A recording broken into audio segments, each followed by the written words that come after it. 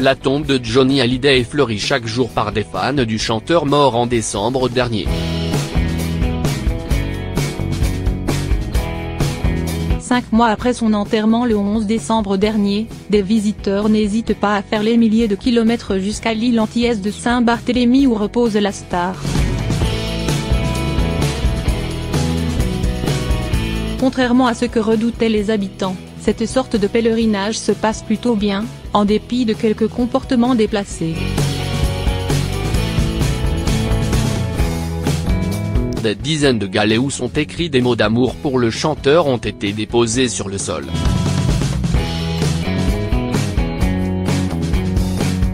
Des compositions florales en forme de moto Harley-Davidson ou représentant une guitare signalent la sépulture de Johnny Hallyday dans le petit cimetière de Lorient, au nord de l'île.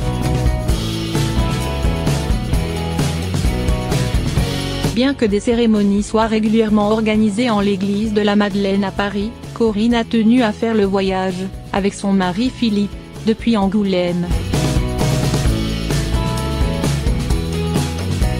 Les larmes aux yeux et des sanglots dans la voix, elle explique que l'hommage au chanteur était son but. On l'a vu, on lui a dit au revoir, souffle-t-elle. C'est un monsieur comme tout le monde, même si c'était un dieu. On avait besoin de se recueillir sur sa tombe, ce que l'on a fait 2 ou 3 fois par jour depuis qu'on est là. Corinne, venue d'Angoulême pour un hommage à Johnny. Son mari ajoute que le couple a pris ses billets d'avion dès le lundi, quand le corps de Johnny Hallyday est arrivé sur l'île, pour venir dès la 2e semaine de mai.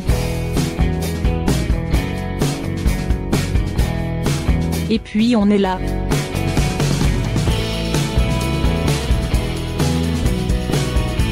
Le déplacement leur a coûté 4 000 € pour la semaine. Olivier et sa famille ont, eux, profité d'une longue navigation dans les Caraïbes pour s'arrêter à Saint-Barthélemy. Ce père de famille a ressenti le besoin, dit-il, d'écouter une chanson en s'approchant de la dernière demeure du chanteur. J'ai demandé à mon fils de me prêter les écouteurs pour que je puisse l'entendre une dernière fois. Quel titre?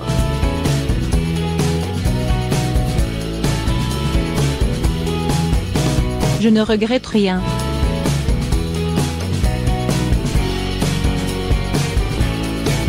Sur la tombe de la star, la famille a déposé une cigogne, l'emblème d'Alsace, sa région d'origine. Un pèlerinage intégré dans la vie locale.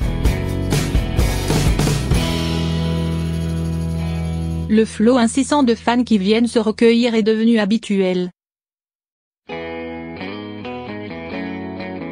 Il n'y a pas de groupe de masse, précise, rassuré, Pedro qui habite la maison située juste en face de la sépulture du chanteur.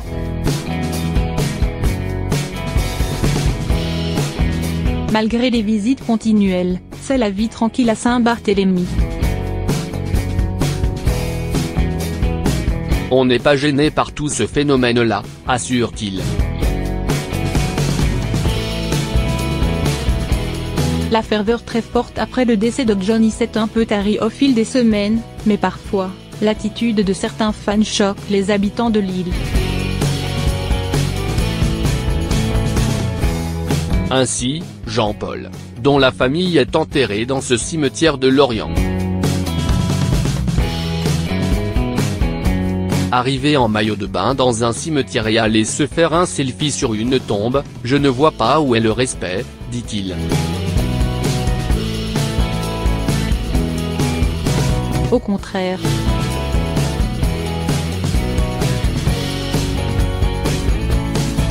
Il manque complètement de respect.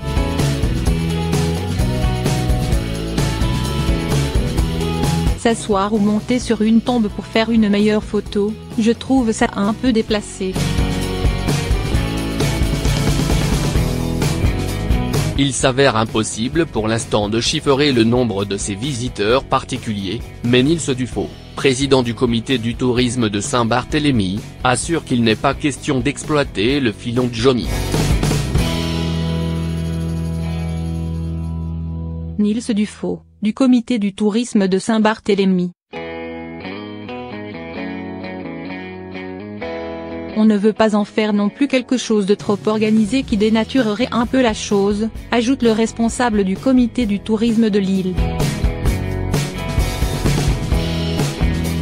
Le flot des visiteurs pourrait quand même grandir à l'approche de la date anniversaire de la naissance du chanteur, le 15 juin prochain.